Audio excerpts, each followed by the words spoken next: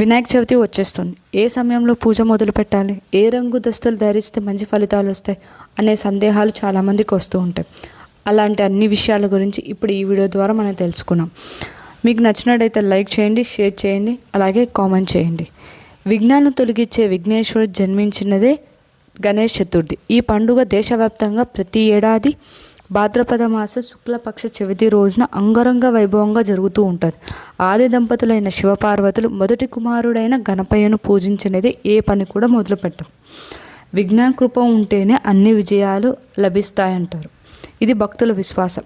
అయితే ఈ సంవత్సరం ఆగస్టు 27న బుధవారం గణేష్ చతుర్థి వచ్చింది. మరి ఈ పర్వదినం సందర్భంగా ఏ రంగు దుస్తులు ధరించాలి, ఏ సమయంలో గణపయ్యను పూజకు నిర్వహిస్తే శుభ ఫలితాలు కలుగుతాయి, విగ్రహం తొండం ఎటువైపు ఉండాలి, ఎటువైపు ఉంటే కోరిన కోరికలు నెరవేరుతాయి, దాంతోపాటు ధనలాభం కలుగుతుందో తెలుసుకున్నాం ఈ వీడియో ద్వారా. ఈ ఏడాది ఆగస్టు 27న బుధవారం కూడిన వినాయక చవితి వచ్చేసింది. బుధవారంకి అధిపతి అయిన బుధుడు, ఆయనకు అధిష్టాన దైవమైన వినాయకుడు ఆకుపచ్చ రంగు అంటే చాలా ఇష్టం. కాబట్టి ఈ సంవత్సరం అందరూ బుధవారంతో కూడిన గణేష్ చతుర్థి రోజున ఇద్దరికి ఎంతో ప్రీతికరమైన ఆకుపచ్చ రంగు దుస్తులు ధరించి గణనాథుని పూజిస్తే విఘ్నాలన్నీ తొలగిపోయి సంపూర్ణ అనుగ్రహం పొందుతుందని పండితులు చెబుతున్నారు. అలాగే ఆకుపచ్చ రంగు లేని వస్తువులు లేని వారు కనీసం ఆకుపచ్చ ఏదైనా వస్తువు దగ్గర పెట్టుకొని పూజ చేస్తే శుభ ఫలితాలు వస్తాయని కూడా పండితులు అంటున్నారు.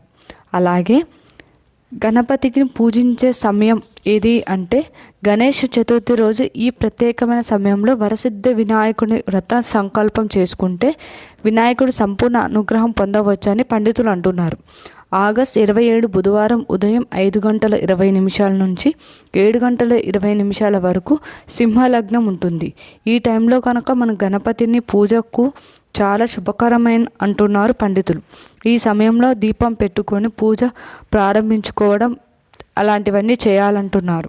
అయితే ఉదయం పూజ చేసుకోలేని వారు మళ్ళీ వృశ్చిక లగ్నం ఉన్న టైం అంటే ఉదయం 11:35 నుంచి 11:50 మధ్యలో వరసిద్ధి వినాయకుడి రథ సంకల్పం చేసుకుంటే అత్యంత శుభ ఫలితాలు సొంతం చేసుకోవచ్చని అంటున్నారు.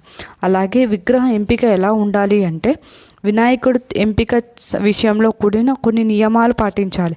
ముఖ్యంగా చాలామందికి గణేశుడి తొండం ఎటువైపు ఉంటే తీసుకుంటే మంచిది అనే సందేహం కలుగుతుంటుంది. కోరిన కోరికలు నెరవేరాలంటే మనం పూజించే వినాయకుడి విగ్రహం లేదా ఫోటో కానీ తొండం అనేది ఆయనకు ఎడం వైపు వంగి ఉండడం చాలా మంచిదంటారు. జ్యోతిష్యులు కూడా అలానే చెబుతున్నారు.